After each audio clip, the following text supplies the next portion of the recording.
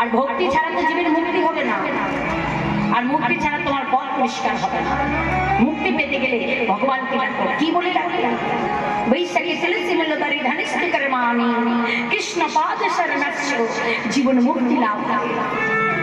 এই জীবনটাকে মুক্তি দিতে গেলে বৈশাখ মাস হতে ওই তুলসী মন্দিরে গিয়ে এক ঘটি করে জলে ঢালো, আর নয়নের বিন্দু বিন্দু জলে বিন্দু বিন্দু জলে গোবিন্দ গৌর হরি তোমার হলাম বলে হলাম বলে এই মন প্রাণ চিত্তটাকে সমর্পণ করে দাও, দেখবে জীবনে সকল জ্বালা চলে যাবে। তাই মহাপ্রভু বললেন হরের নামৈব হরের নামৈব হরের নামৈব কেবলম কলহ নাস্তে ভো নাস্তে ভো নাস্তে ভো গতিরন্নাথা গতি নাই এই হরি নাম ছাড়া কণ্ঠ ভরিয়া গাও হয়ে আত্মহারা হরি নাম করো। তাই তো সুরধনী তিনি ভক্তমণ্ডলী সমাবেশে মহাপ্রভু হরি নামে মতোয়ারা হয়ে গেলেন। সকল ভক্তমণ্ডলীর সঙ্গে রয়ে মহাপ্রভু নাম করছে, চলো আমরাও সবাই মহাপ্রভুর সাথে সাথে নাম দেব। কেমন করে নাম করবো জানো? সকলে হেমদণ্ড বাহু তুলি, সকলে বাহু তুলুন, প্রত্যেকে বাহু তুলবে। বাহ বাহ, মহাপ্রভু যাদের যাদের বাহু দিয়েছে মানে হাত দিয়েছে তারা হাত তুলবে, আর যাদের হাত দেয়নি তাদের তোলা দরকার নেই। কি সবাই হাত দিয়েছে তো? বাহ সুন্দর।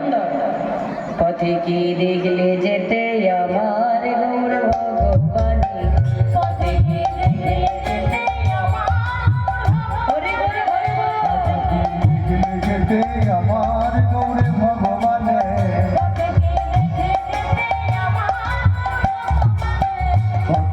দেখলে যেতে আমার গৌর ভগবানে,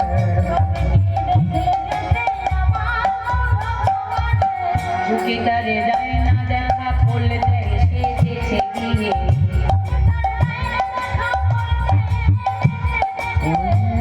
বলে যাই না দেওয়া বলে যাই না যেতে তারে,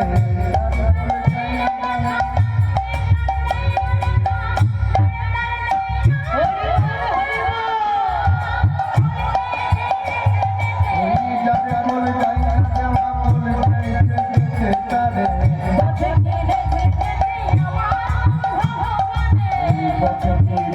যেতে আমার গৌর ভগবানে, আখির ঝিনুকে যাহার অবিরল মুক্তা ঝরা, ঝিনুকে তাহার অবিরল মুক্তা ঝরে, কৃষ্ণ কৃষ্ণ কৃষ্ণ বলে বেড়ায় দেখো তারে তারে, হরি বল হরি বল। কৃষ্ণ কৃষ্ণ কৃষ্ণ বলে বেড়াই দেখো তারে তারে, দেখে দেখলে যেতে আমার ভগবান, হরি বল হরি বল। আমার গৌর ভগবানে, যেতে আমার গৌর ভগবানে, হরিনাম প্রচার করছেন মহাপ্রভু, পথে যাচ্ছে আর ভক্তমণ্ডলী দর্শন করছে। দেখো দেখো নয়ন কেন, দেখো নয়নটা কেমন, আখির ও ঝিনুকে যার অবিরল মুক্তা ঝরে। নয়ন যেন নয়, ঝিনুক ঝিনুক। আমা একটা ঝিনুকে কটার মুক্ত থাকবে? দুটো, চারটে, 10টা, বড় জোর 20টা, এর থেকে তো বেশি থাকবে না। কিন্তু ভাবাবেশে ভক্তরা দর্শন করছে, অবিরল মুক্ত ঝরছে, মানে ঝরঝর ঝরঝর করে বিন্দু বিন্দু চোখের জলটা, বদনে হাসি, কৃষ্ণ নাম বলছে আর চোখের জলে ধারা। দেখো কত সুন্দর ঝরে যাচ্ছে। কোল দেওয়া যাচ্ছে না, যাচ্ছে না তাকে তো দিচ্ছে, আবার ধরে ধরে গিয়ে কোল দিচ্ছে।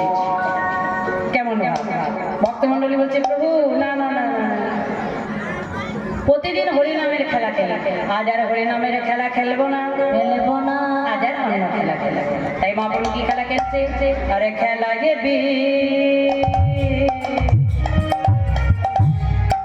খেলা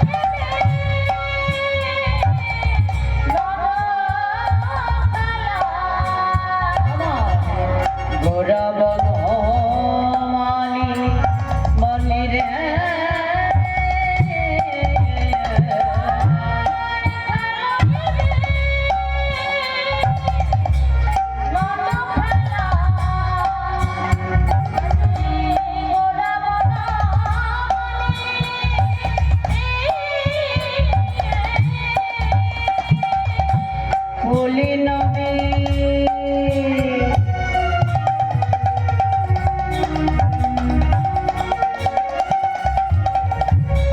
বলি নবী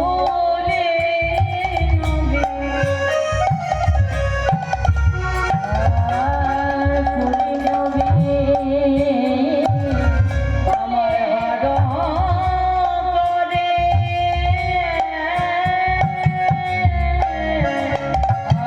আর ভগত মণ্ডলী মণ্ডলী রে ফুলি নবী ফুলি নবী হার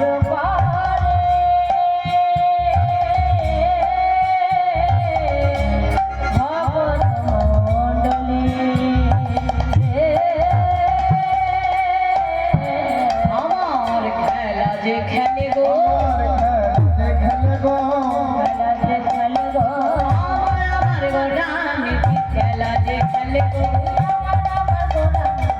খেলা যে খেলে গো আমার গোড়া খেলা যে খেলে গো ভক্তগণ সঙ্গে লই খেলা যে খেলে গো ভক্তগণ সঙ্গে লই আমার গোরামি আমার ঘোড়া নিয়ে আমার ঘোড়া নিয়ে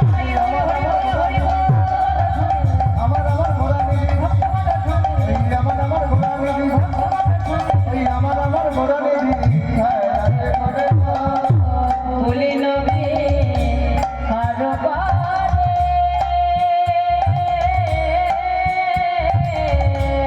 ভগত মণ্ডলী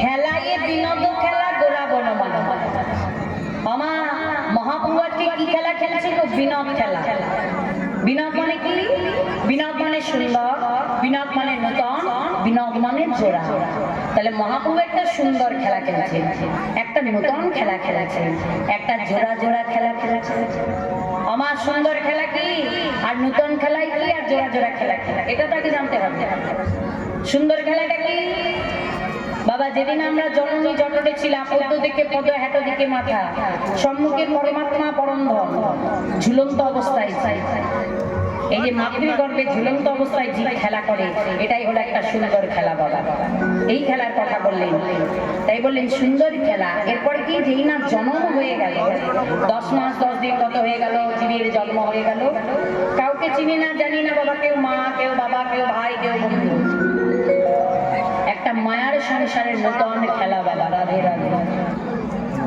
আর যেই না নূতন খেলা খেলাতে লাগলাম ধীরে ধীরে যেই না 20 বছর পেরিয়ে গেল এবার বিবাহ বন্ধনে জোড়া জোড়া খেলা রাধে রাধে বাবা এই মহাপ্রভু এই তিনটে খেলার কথা তুললেন মাতৃগর্ভে ঝুলন্ত অবস্থায় জীবের সুন্দর খেলা জন্ম নেওয়ার পরে মায়ার সংসারে সে নূতন খেলা বাবা তারপর 20 বছর পরে বিবাহ বন্ধনের খেলাতে জোড়া জোড়া খেলা তাই বলেনি খেলায় বিনোদ খেলা গোড়া বনমালী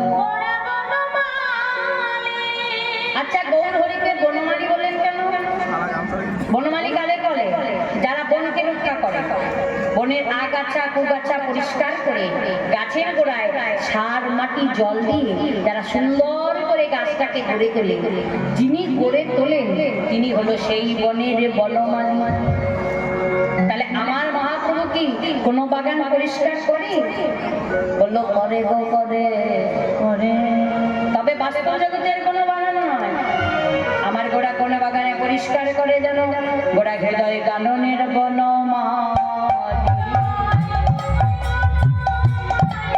হৃদয় কাননের বনমালী আমার বনমালী বনমালী হৃদয় কাননের বনমালী বনমালী বনমালী হৃদয় কাননের বনমালী আমার গৌর হরি এই হৃদয় কাননের বনমালী কি করে বলবো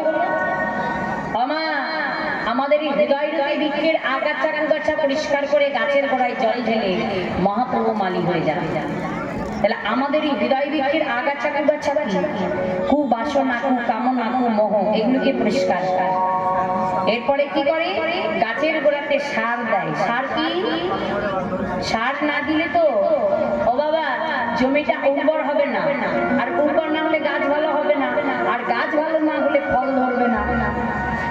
তাহলে সারটা হলো গুরুর চরণে সার। গুরু কৃপাই কেবলম, গুরু কৃপাই কেবলম। গুরু কৃপার চরণ আশ্রয় করে সার পায়। এবার শুধু সার দিলে তো হবে না, জল ঢালতে হবে, তাই তো? সার দিলে তো অনেক সময় গাছ মারাও যেতে পারে, যদি একটু জলটা দাও তাহলে গাছটা ভালো থাকবে। তাহলে গাছের গোড়ায় জল দেবে না ডগাতে জল দেবে? রাধে রাধে বাবা, বলছি গাছের গোড়াতে জল ঢালবে না ডগাতে জল ঢালবে? হ্যাঁ, অনেক সময় তুলসী গাছে যখন জল ঢালে মায়েরা দেখবে ওই গাছের ওপর থেকে জল ঢালে, ঢালেন না মা? কিন্তু জানো তো গাছের গোড়াতে জল ঢালতে হয়, ডগাতে না। কেন? গাছের গোড়াতে মূল শিকড়টাকে পাবে। যদি আমি গোড়াতে জল ঢালি তাহলে কি হবে? মূল শিকড়ে জল পাবে, আর মূল শিকড়ে যদি জল পায় সমস্ত গাছের পাতাতে পৌঁছে যাবে জল। পৌঁছে গিয়ে সূর্যালোকের উপস্থিতিতে খাদ্য তৈরি করবে, সালোক সংশ্লেষ প্রক্রিয়ায়, বৈজ্ঞানিক কথা।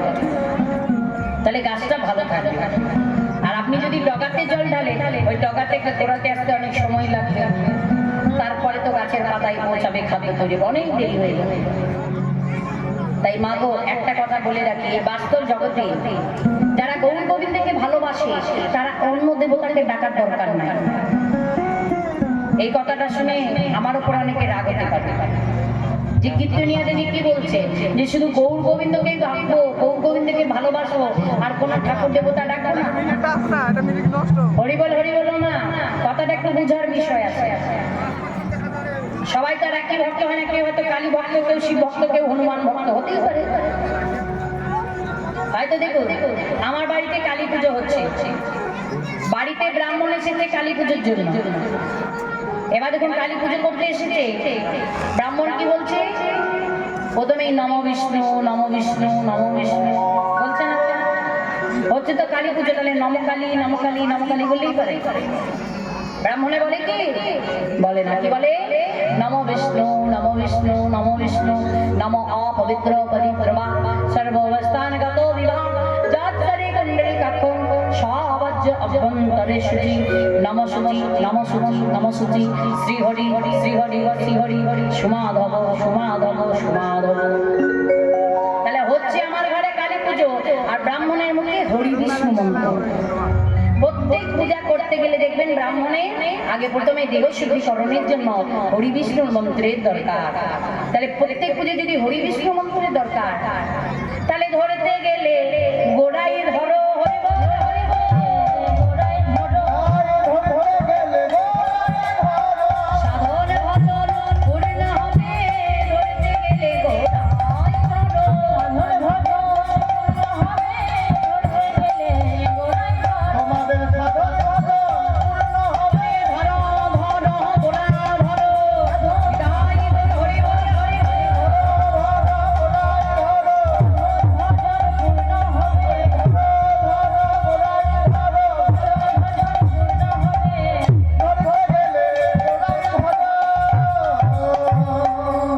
হরি বল বাবা। আপনি যদি গৌর গোবিন্দের ভজন করেন তাহলে কি হবে জানো তো? প্রত্যেক দেবতা তোমার এক জায়গায় এসে যাবে, আলাদা আলাদা করে। আর শিব দুর্গা কালীকে বসতে হবে না, প্রত্যেক দেবতা এক জায়গায় এসে যাবে। তার জন্য গোড়া ধরতে হবে, গোড়ার চরণ আশ্রয় করতেই হবে। হরি বল হরি বল হরি বল। তাই আজকে নবদ্বীপের ভক্তরা চতুর এবং চালাক, তাই তারা কি